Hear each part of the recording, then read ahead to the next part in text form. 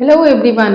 तो फिर से आपका एक बार एसपी क्लासेस में स्वागत है और मैं हूं रंबा, आपकी मेंटर, आपकी दोस्त। और मैं आज आपके लिए लेकर आई हूं क्लास 9 चैप्टर 2 पॉलिनोमियल।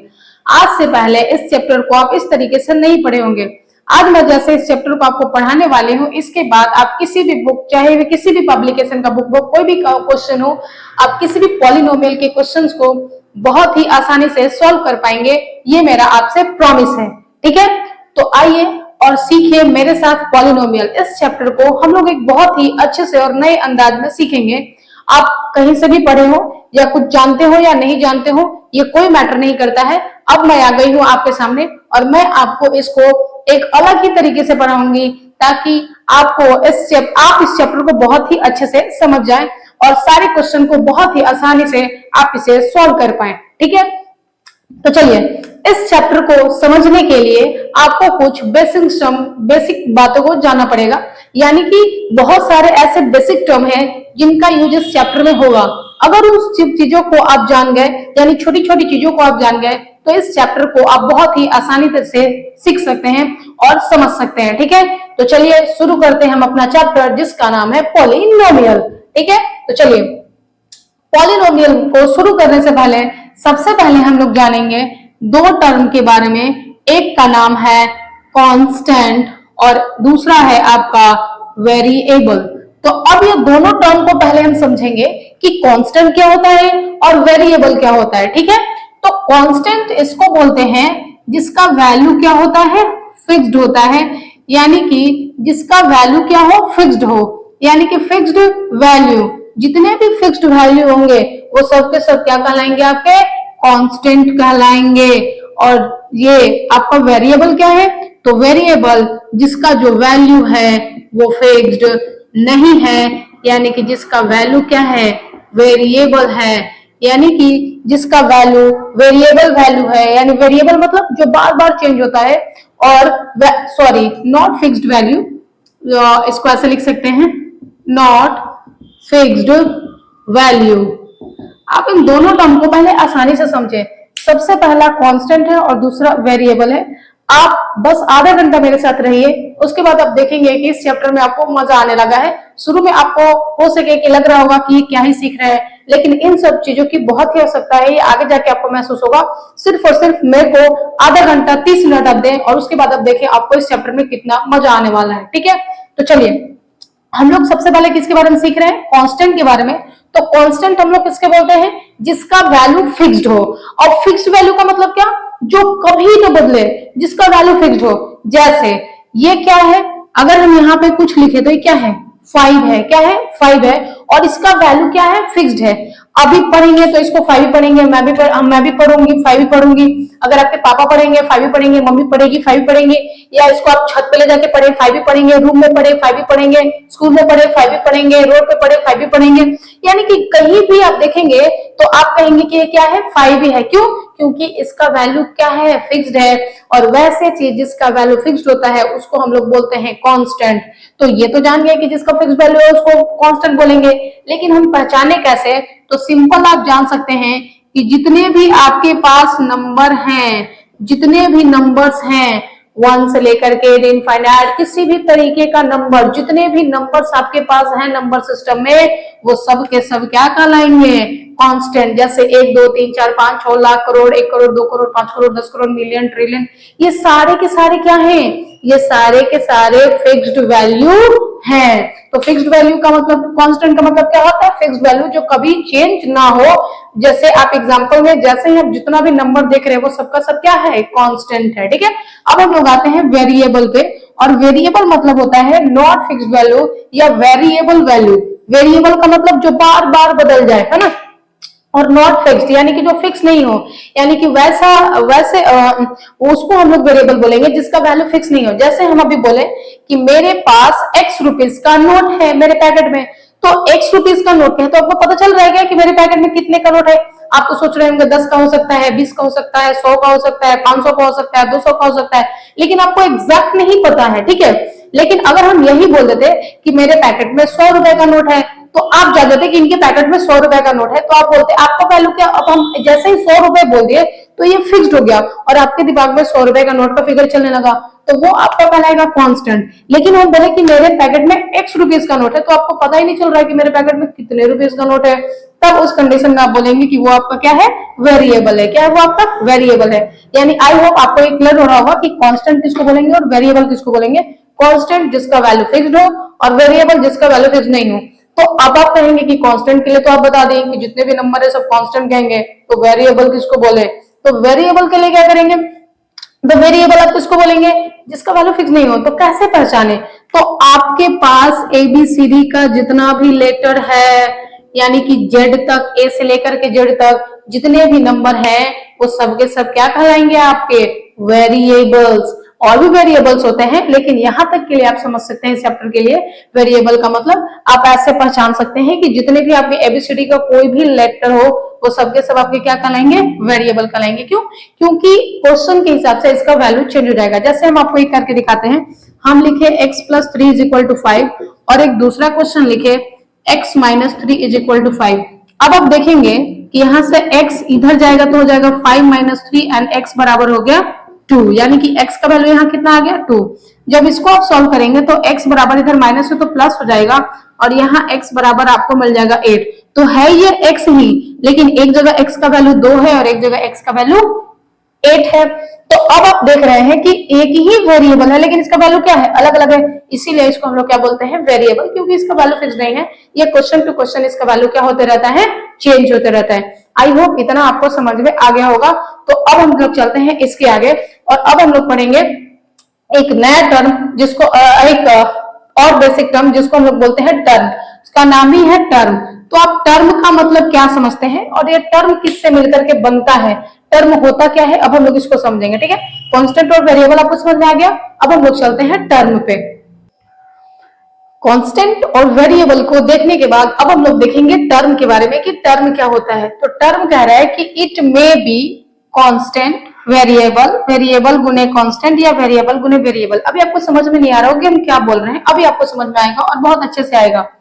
टर्म क्या है, तो जिस तरीके से आपका सब्जी, अगर आप सब्जी बना रहे हैं तो अगर आप आलू, मटर, गोभी इसका सब्जी बना रहे हैं तो तीनों को मिलाएंगे तो आपका क्या बनेगा, सब्जी। लेकिन बस अब जब आलू का बनाएंगे तो आलू का आप क्या बना सकते हैं, भुजिया। उसी तरीके से टर्म जो है, टर्म आपके मिलकर के बनता है कांस्टेंट और वेरिएबल से। और जस्ट अभी हम लोग पढ़े कि कांस्टेंट और वेरिएबल क्या होता है। तो टर्म जो है वो कांस्टेंट और वेरिएबल से मिलकर के बनता है, या कांस्टेंट और वेरिएबल अलग अलग भी टर्म कहला सकते हैं। तो टर्म आपका कुछ भी हो सकता है। टर्म आपके जितने भी कांस्टेंट टर्म है, जितने भी कांस्टेंट है, वे सबके सब क्या कहलाएंगे, टर्म कहला सकते हैं। जैसे एग्जांपल के लिए हम यहाँ पे ले सकते हैं 5 आपका एक टर्म हो गया, -2 ये भी एक टर्म हो गया, 18 ये भी एक टर्म हो गया, -200 ये भी एक टर्म हो गया। यानी कि जितने भी कांस्टेंट वैल्यू हैं वे सबके सब आपके टर्म हो सकते हैं। दूसरा आपका वेरिएबल, यानी कि वेरिएबल भी आपका क्या कहलाता है, टर्म कहलाता है। यानी कि एक अकेला वेरिएबल भी आकर के क्या कहला सकता है, टर्म कहला सकता है। जैसे हम y ले लिए, x ले लिए, p ले लिए, q ले लिए, s ले लिए, t ले लिए, तो ये सब अकेले अकेले भी आकर के ये क्या कहला सकते हैं, टर्म कहला सकता है।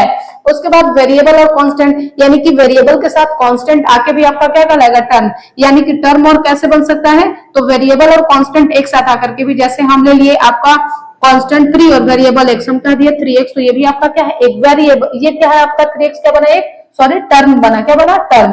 वेरिएबल और कांस्टेंट मिलाकर के यहाँ पे क्या बन गया आपका, टर्म। तो 3x आपका क्या हो गया, एक टर्म हो गया। उसी तरीके से अगर हम कह दे 7xy, 7 ऐसे कर दे 7xyz, तो ये भी आपका क्या बन गया, एक, ये भी आपका क्या बन गया, टर्म। और ये टर्म किससे बना हुआ है, कांस्टेंट और वेरिएबल से मिलकर के बना हुआ है। उसी तरीके से दो वेरिएबल को मिलकर के भी एक टर्म बन सकता है।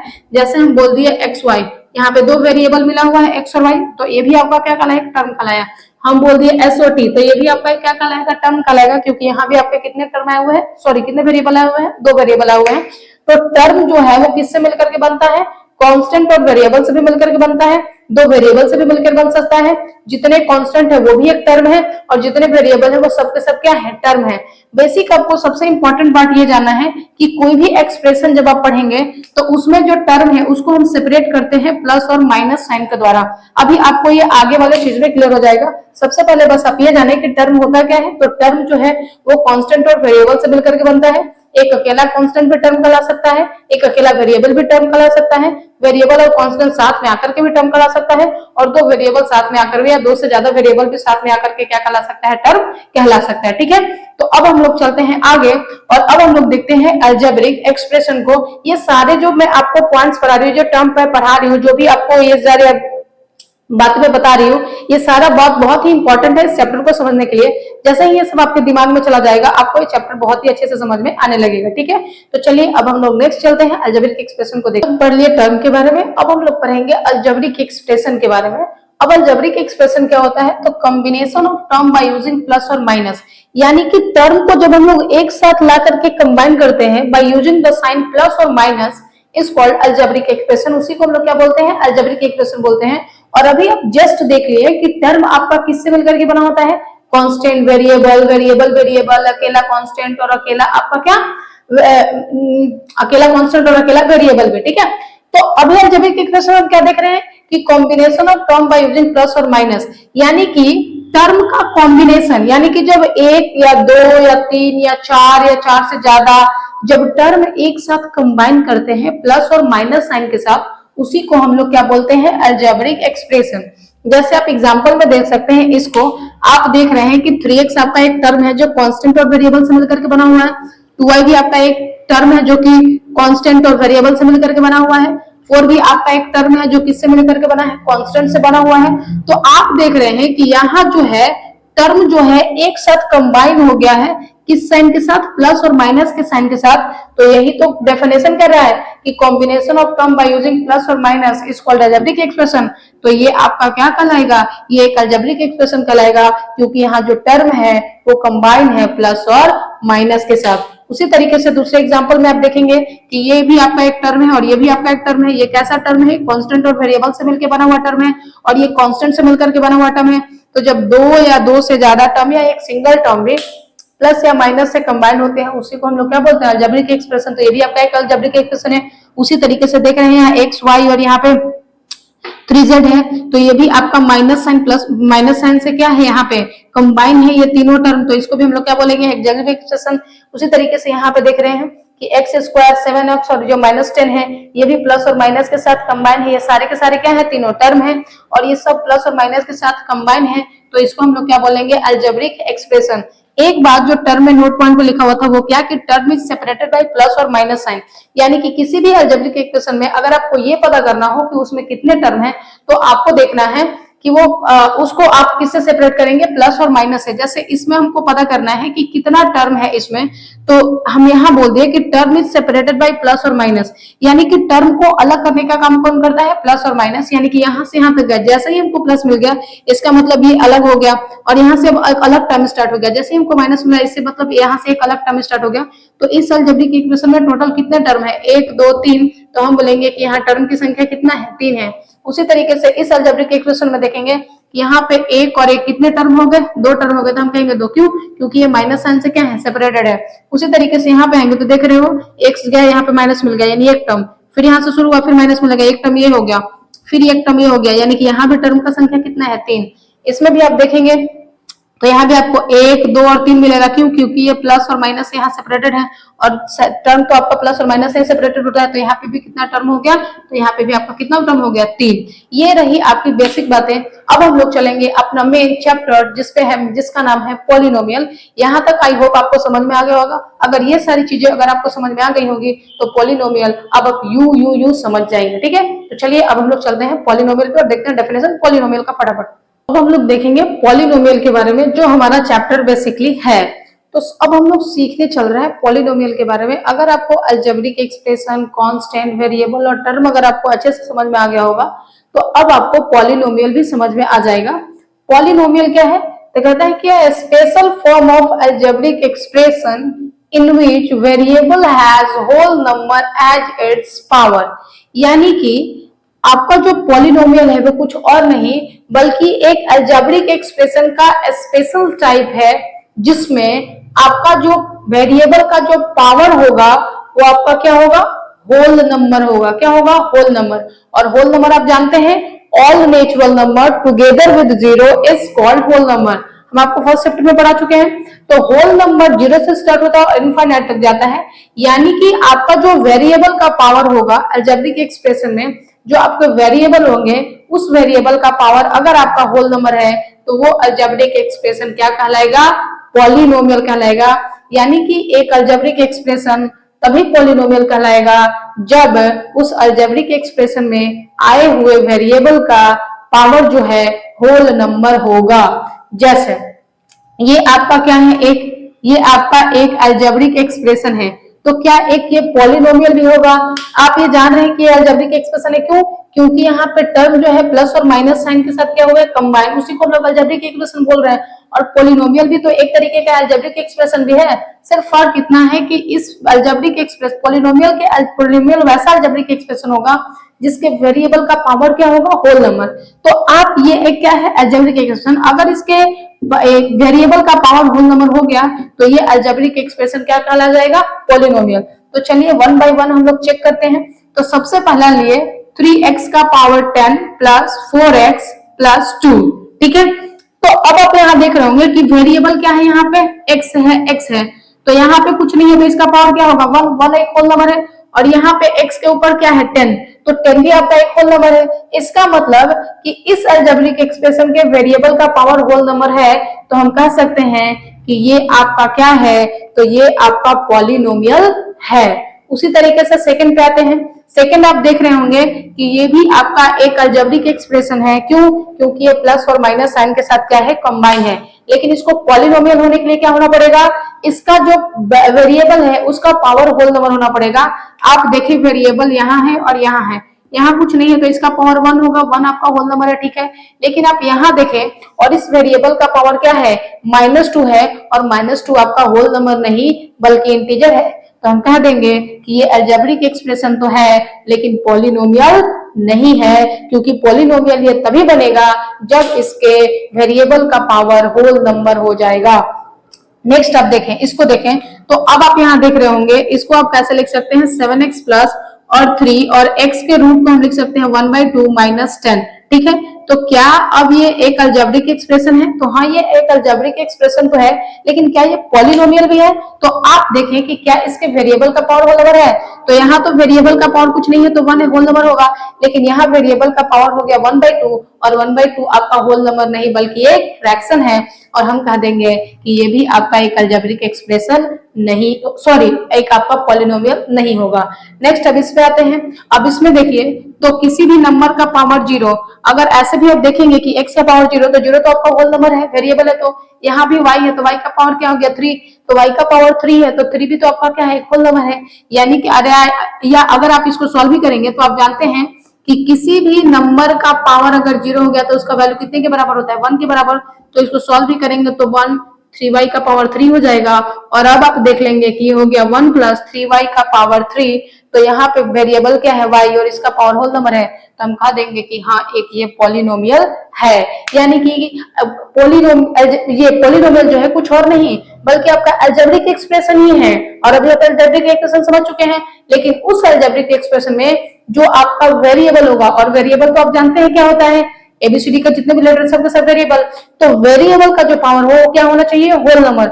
जैसे ही किसी अलजेब्रिक एक्सप्रेशन के वेरिएबल का पावर होल नंबर हो जाएगा वो अलजेब्रिक एक्सप्रेशन क्या कहलाएगा, पॉलिनोमियल कहलाएगा, ठीक है। चलिए हम लोग समझ गए कि पॉलिनोमियल होता क्या है। अब हम लोग देख लेते हैं general form of a polynomial, यानी कि पॉलिनोमियल को जनरल उसका फॉर्म क्या है, जनरल फॉर्म उसका क्या है ना, यानी कि किस फॉर्म में वो दिखाई देगा, तो हमेशा वो दिखाई देगा px is equal to ax plus B. यहाँ पे और भी आगे टर्म जा सकते हैं।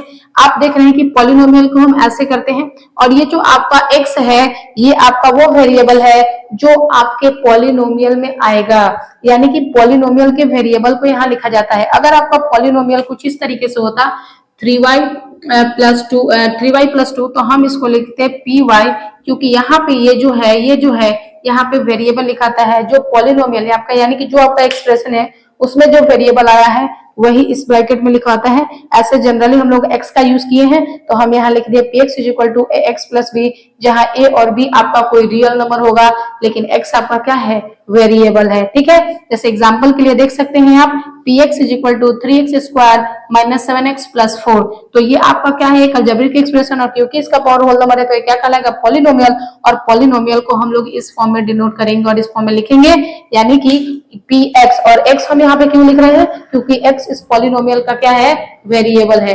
आई होप पॉलिनोमियल आपको बहुत ही अच्छे से समझ में आ गया होगा। अब अगर अभी भी अगर आपको नहीं आया तो आप एक बार फिर से रिपीट कर लें, और मेरा ये विश्वास है कि अब आपको पॉलिनोमियल में कोई दिक्कत नहीं होगा, पॉलिनोमियल आपको पूरी तरीके से समझ में आ गया होगा। तो चलिए अब हम लोग देखते हैं, पॉलिनोमियल तो देख लिए, अब हम लोग जानेंगे कि डिग्री ऑफ पॉलिनोमियल क्या होता है और कोफिशिएंट ऑफ किसी भी टर्म का कोफिशिएंट कैसे पता किया जाता है। ठीक है, तो अब हम लोग पढ़ेंगे डिग्री और कोफिशिएंट के बारे में। ठीक है, तो चलिए फटाफट से उसको भी देख लेते हैं। अब हम देखते हैं डिग्री ऑफ पॉलिनोमियल के बारे में, यानी कि किसी भी पॉलिनोमियल का डिग्री क्या होगा, इसको आप कैसे बताएंगे। ठीक है, तो डिग्री ऑफ पॉलिनोमियल क्या होता है, highest power of a variable, यानी कि किसी भी पॉलिनोमियल का अगर आपको डिग्री बताना है तो सबसे पहले आप ये देखें कि वो जो पॉलिनोमियल है उसमें जो वेरिएबल है उसमें वेरिएबल का सबसे हाईएस्ट पावर क्या है। जैसे ये देखिए यहाँ पे एक पॉलिनोमियल है px = 3x का पावर 5 - 7x + 2, तो इस पॉलिनोमियल का डिग्री क्या होगा ये बताने के लिए हम क्या करेंगे, इस पॉलिनोमियल के वेरिएबल को देखेंगे। तो देख लिया, और अब हम देखेंगे कि इस वेरिएबल में हाईएस्ट पावर क्या है, तो इस वेरिएबल का पावर 1 है और इसका 5 है, तो हाईएस्ट पावर क्या है, 5, तो इस पॉलिनोमियल का डिग्री कितना हो जाएगा, 5। यानी कि किसी भी पॉलिनोमियल के डिग्री को बताने के लिए आप देखिए कि उसमें जो वेरिएबल आया है उसका हाईएस्ट पावर क्या है, जो उस पॉलिनोमियल के वेरिएबल का हाईएस्ट पावर होगा वही उस पॉलिनोमियल का क्या होगा, डिग्री। जैसे अगर हम इसमें बात करें तो वेरिएबल मेरा यहाँ है और इसका पावर 1 है, तो इस पॉलिनोमियल का डिग्री कितना हो जाएगा, 1 हो जाएगा। कितना हो जाएगा, 1। उसी तरीके से अगर हम इसमें देखें और इसमें पूछे कि इस पॉलिनोमियल का डिग्री क्या होगा, तो आप देख रहे हैं कि वेरिएबल यहाँ यहाँ यहाँ आया है और इन सब में सबसे ज्यादा पावर क्या है, 4 है, तो इस पॉलिनोमियल का डिग्री कितना हो जाएगा, 4। उसी तरीके से जब हम इसमें आएंगे और इसमें देखेंगे कि इस पॉलिनोमियल में डिग्री क्या है, तो सबसे पहले तो आप ये देख के रूट जैसे ही देखे होंगे आपको समझ में आ गया होगा कि ये आपका वेरिएबल, ये आपका पॉलिनोमियल है ही नहीं, और जब ये पॉलिनोमियल है ही नहीं तो इसका हम डिग्री बताएंगे कैसे। अब ये पॉलिनोमियल क्यों नहीं है, देखिए 5x + 3 और x रूट कितना हो जाएगा, 1/2 + 2, यानी कि यहाँ पे आपका जो वेरिएबल x है इसका पावर क्या हो गया, फ्रैक्शन हो गया। लेकिन एक अलजेब्रिक एक्सप्रेशन का पावर अगर होल नंबर होता तभी तो उसको पॉलिनोमियल बोलते हैं, तो ये तो पॉलिनोमियल है ही नहीं, और जब ये पॉलिनोमियल है ही नहीं तो इसका हम डिग्री कैसे बता सकते हैं। किसी भी पॉलिनोमियल का डिग्री, किसी भी एक्सप्रेशन पॉलिनोमियल का डिग्री कब बताएंगे, जब वो पॉलिनोमियल होगा, लेकिन ये तो पॉलिनोमियल है ही नहीं तो इसका डिग्री बताया कैसे, तो इसका डिग्री हम बता ही नहीं पाएंगे। लेकिन ये आपका पॉलिनोमियल था जिसका डिग्री 1 है क्योंकि इसके वेरिएबल का हाईएस्ट पावर 1 है। ये भी एक पॉलिनोमियल है, इस पॉलिनोमियल का डिग्री कितना है, 5 है, क्योंकि इसके वेरिएबल का हाईएस्ट पावर क्या है, 5 है। ये भी एक पॉलिनोमियल है और इस पॉलिनोमियल का डिग्री 4 है क्योंकि इसकी वेरिएबल का हाईएस्ट पावर क्या है, 4 है। ठीक है, इसी में हम एक और बात सीख सकते हैं कि इस वाले में टर्म कितना है, यानी कि अगर हम आपसे पूछे कि इस पॉलिनोमियल में टर्म कितना है, तो आप सीखे हैं कि टर्म जो होता है प्लस और माइनस साइन से अलग होता है, तो 1 2 3 यहाँ पे माइनस और प्लस है, तीनों टर्म अलग हो रहे हैं, तो यहाँ पे टर्म का संख्या कितना है, 3, यानी कि इस पॉलिनोमियल का डिग्री 5 और टर्म कितना है, 3। उसी तरीके से अगर हम इसमें देखें पॉलिनोमियल में तो 3x का पावर 1, यहाँ पर आपका डिग्री 1 है। लेकिन अगर हम टर्म की बात करें तो टर्म यहाँ पे कितना है, 1 और 1 2, यानी कि टर्म की संख्या कितना है, 2। अगर हम इस वाले में बात करें कि इसमें टर्म कितना है, तो आप देख रहे हैं कि यहाँ 1 2 3 और 4 ये सब प्लस माइनस अलग हो रहे हैं, यानी कि इस वाले पॉलिनोमियल में कितने टर्म है, 4 टर्म है। ठीक है, तो इस तरीके से हम किसी भी पॉलिनोमियल के डिग्री और टर्म को बता सकते हैं और ये चेक भी कर सकते हैं कि कौन पॉलिनोमियल है और कौन पॉलिनोमियल नहीं है। ठीक है, इसी में एक और आपका होता है कोफिशिएंट। एक आपका क्या होता है, कोफिशिएंट, यानी कि अगर आपसे कोफिशिएंट पूछे, जैसे इसी पॉलिनोमियल में अगर हम आपसे पूछे कि आप हमको बताएं कोफिशिएंट ऑफ एक्स, हम आपसे क्या पूछ रहे हैं, कोफिशिएंट ऑफ एक्स, यानी कि एक्स का कोफिशिएंट बताइए, तो सबसे पहले ये जो पॉलिनोमियल है, ये जो पॉलिनोमियल आप देख रहे हैं इसमें आप देखें कि x है कहाँ, तो x आप देख रहे हैं कि यहाँ है, यहाँ पे आपको x दिखाई दे रहा होगा, तो आप x को छोड़ दें और इस टर्म जिस टर्म में x है उस टर्म को देखें। देख लिया x आपका कहाँ है, किसका कोएफिशिएंट पूछा, x का, तो आप x वाले टर्म को देख ले कहाँ है, यहाँ, ये x का पावर 5 टर्म, हम सिर्फ x का पूछे हैं तो x वाले टर्म के पास आएगा, ठीक है। और x वाले टर्म में बस आप x को छुपा ले तो आपको क्या बच गया, ये 7, और हमेशा इसको किसके साथ लिखेंगे, माइनस के साइन, यानी कि कोएफिशिएंट, सॉरी माइनस नहीं, कोएफिशिएंट जो है हमेशा साइन के साथ लिखा जाता है, चाहे प्लस हो या माइनस हो। तो ये आपका यही टर्म है x वाला, तो इस टर्म में जिसका कोएफिशिएंट पूछ रहा है बस उसको छोड़ दे, तो x का पूछ रहा था x का कोएफिशिएंट छोड़ देते हैं, यहाँ पे हमको क्या मिल गया, -7, यानी कि हम कहेंगे कि इस पॉलिनोमियल में कोएफिशिएंट ऑफ x क्या है, -7 है। उसी तरीके से अगर हम पूछें कि आप हमको बताइए coefficient of x to the power 5, यानी कि x टू द पावर 5 का कोएफिशिएंट क्या होगा, तो आप देख रहे हैं कि x टू द पावर 5 कहाँ है, यहाँ है, तो अगर x टू द पावर 5 को अगर ढक ले तो हमको यहाँ से क्या मिल जाएगा, +3, इसका कोसाइन है तो +3 का है, यानी कि इसका कोएफिशिएंट क्या होगा, +3 होगा। कोएफिशिएंट को हमेशा हम साइन के साथ लिखेंगे, और जिसका भी कोएफिशिएंट पूछेगा उस टर्म में तो जिसका भी कोएफिशिएंट पूछे पहले उस टर्म को आप खोजें और उसमें से जिसका पूछ रहा है उसको ढक करके बाकी जो बचा वो उसका क्या कहलाएगा, कोएफिशिएंट। तो आई होप आपको यहाँ तक समझ में आ गया होगा कि किसी भी पॉलिनोमियल के हम लोग डिग्री को कैसे बताएंगे, टर्म को कैसे बताएंगे और कोएफिशिएंट को कैसे बताएंगे, ठीक है। तो चलिए अब हम लोग चलते हैं आगे और देखते हैं टाइप ऑफ पॉलिनोमियल को। अभी तक हम लोगों ने जितना पढ़ लिया उस पे एक हम क्वेश्चन करते हैं, और इस क्वेश्चन से अभी आपको पता चल जाएगा कि आप कितना सीखे और कितना नहीं सीखे। अगर इन सारे क्वेश्चनों का आंसर आप दे पा रहे हैं, इसका मतलब अभी तक आपको सारी चीजें समझ में आ चुकी है, ठीक है। तो चलिए, ये आपका एक पॉलिनोमियल गिवन है और इतने सारे क्वेश्चन हैं, यानी कि आपका एक पॉलिनोमियल px है, 5x का power 3 plus 3x square plus x minus 2, ये आपका पॉलिनोमियल दिया हुआ है। सबसे पहला ये क्वेश्चन पूछ रहा है कि क्या ये पॉलिनोमियल है, is this is a polynomial, क्या ये पॉलिनोमियल है। तो सबसे पहले चेक करें कि ये पॉलिनोमियल है कि नहीं। तो आप देख रहे हैं कि ये एक अलजेब्रिक एक्सप्रेशन है जिसके वेरिएबल का पावर क्या है, होल नंबर है, तो हम कहेंगे कि yes it is a polynomial, ये एक पॉलिनोमियल है, ठीक है। चलिए अब आपसे पूछ रहा है दूसरा कि नंबर ऑफ टर्म, इसमें नंबर ऑफ टर्म कितने हैं। तो आप जानते हैं कि टर्म प्लस और माइनस साइन से अलग होता है, तो आप देख रहे होंगे कि एक यहाँ मिल गया, 2, 3, 4, यानी कि इस तरीके से आपको नंबर ऑफ टर्म कितने मिल गए, 4। अब आपसे पूछ रहा है डिग्री ऑफ पॉलिनोमियल। तो अभी आप याद करें, अभी आप पढ़े कि डिग्री ऑफ पॉलिनोमियल क्या होता है। डिग्री ऑफ पॉलिनोमियल क्या होता है, पॉलिनोमियल में जो वेरिएबल आया है उसका हाईएस्ट वैल्यू, इसका क्या कहलाता है, हाईएस्ट पावर, सॉरी क्या कहलाता है, डिग्री कहलाता है। तो इस पॉलिनोमियल के में जो वेरिएबल आया है उसका उसके जो वेरिएबल है उसका हाईएस्ट पावर क्या है, 3 है, तो इसका जो डिग्री है वो कितना हो जाएगा, 3 हो जाएगा। अब आपसे पूछ रहा है कोफिशिएंट ऑफ एक्स क्यू, यानी कि एक्स क्यू का कोफिशिएंट बताएं।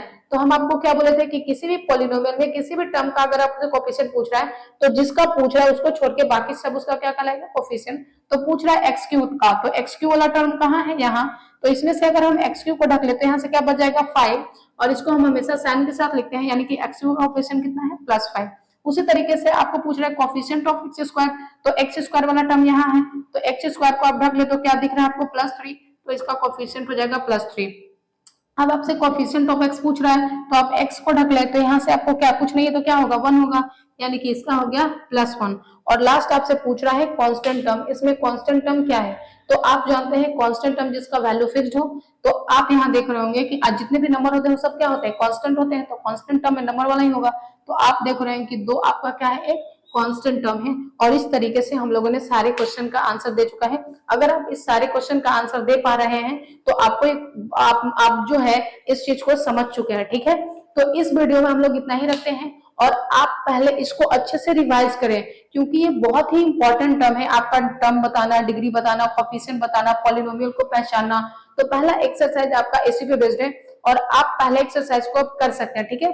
अब नेक्स्ट वीडियो में हम लोग पढ़ेंगे टाइप ऑफ पॉलिनोमियल के बारे में। इस वीडियो में हम इसीलिए नहीं करेंगे ताकि ये वीडियो ज्यादा लंबा ना हो और आप बोर ना फील करने लगे, ठीक है।